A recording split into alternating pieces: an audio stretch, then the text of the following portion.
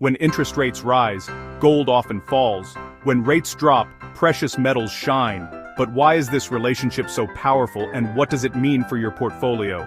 Today we'll explore the fascinating and profitable link between precious metals and interest rates in the US economy. In this short video deep dive, we'll explore the history of precious metals and interest rates in America, the key statistics behind their relationship, major triggers and policy changes, portfolio strategies, and periods in which some investors made big gains when they understood these dynamics. Does this sound interesting to you?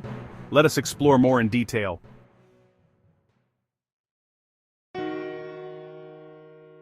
Gold and silver don't pay dividends or interest. Their value lies in scarcity and trust. When interest rates are high, bonds and cash become more attractive relative to metals. When rates are low, metals look better as a store of value. Inflation expectations amplify this. Metals often rise when people fear the dollar is losing purchasing power. Did you know that economists call gold the anti-dollar? This is because it often rises when confidence in US policy or the currency falls. Gold recorded its first boom in the 1970s. This was after Nixon ended the gold standard in 1971. Gold was free to trade. Inflation surged in the late 1970s, with CPI peaking above 13% in 1979. Interest rates also soared, with the Fed under Paul Volcker pushing the Fed funds rate above 20% in 1981. Gold's price jumped from $35 per ounce in 1971 to over $800 per ounce in 1980. Even as rates rose, inflation expectations and distrust in fiat money drove gold to record highs. In the 1980s and 1990s, there were high rates prevailing which led to gold's long decline. Volcker's aggressive rate hikes restored confidence in the dollar. Inflation dropped to under 3% by the mid-1980s, and US growth stabilized. As real rates remained high, gold lost appeal, falling from $800 per ounce in 1980 to around $250 per ounce by 1999. Key point to note here for your investment portfolio is, metals underperformed when trust in US monetary policy was strong and real interest rates were high.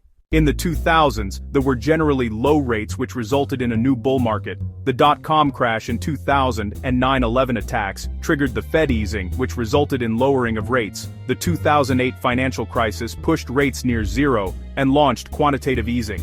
Gold surged from $250 per ounce in 2000 to over $1,900 per ounce in 2011.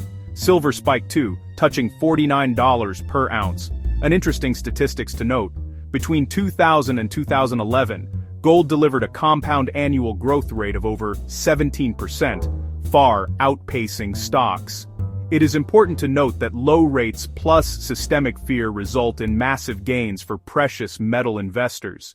In the 2010s, there were mixed signals. After 2011, the Fed gradually raised rates again, and gold corrected, falling below $1,100 by 2015. But geopolitical tensions and ongoing quantitative easing kept demand alive. In this period, the central banks themselves became net buyers of gold, with purchases exceeding 650 tons in 2018 alone, the highest in 50 years. An interesting question here is, why would central banks buy large quantities of gold? We covered the topic in detail in another video. Please refer to that video, where we had a deep dive on why central banks are buying huge quantities of gold.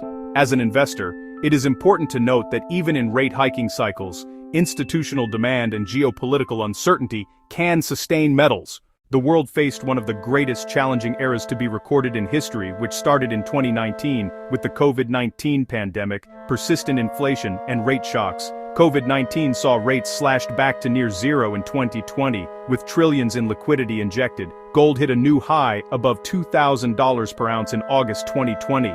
By 2022, inflation soared again to over 9%, prompting the Fed to hike rates aggressively.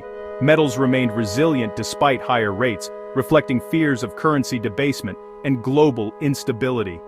Here is an interesting fact. During the pandemic, US investors bought record amounts of gold ETFs, with holdings peaking at over 3,900 tons globally. Here are some of the portfolio strategies recommended by many analysts. Diversification.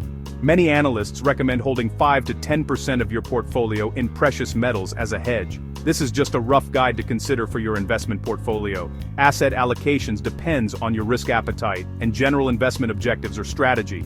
cyclical play, it is key to continuously monitor and analyze the economic environment and cycles. Remember, metals shine in low rate, high inflation, or crisis periods. Options and miners.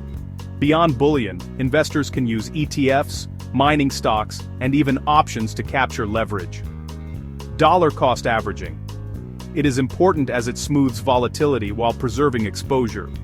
Keynote to highlight here is, precious metals are not about beating stocks every year, but about smoothing risk and protecting against policy errors. Some of the big winners in precious metals are investors who bought gold in the early 1970s or early 2000s. They saw multi-100% gains. Silver investors in 1979 to 80 and again in 2010 to 11 saw fortunes made and lost depending on timing. Contrarian investors often thrive. Buying when rates are high and metals are unloved has historically been a winning long-term strategy. The relationship between precious metals and interest rates is a dance of trust, policy, and fear. High real rates usually hurt metals, but crises and inflation can flip the script. For U.S. investors, the lesson is clear. Metals belong in a balanced portfolio, not for speculation alone, but as insurance against the unexpected. So what do you think? Are we entering another golden era for metals, or will rising rates keep them in check? Share your thoughts below, and if you enjoyed this analysis, hit like and subscribe for more research-driven insights into markets, money, and investing. Please note that we are not a licensed financial advisor. The information in this video is for educational purposes only and should not be considered as financial advice. Always do your own due diligence and consult a qualified financial advisor before making any investment decisions.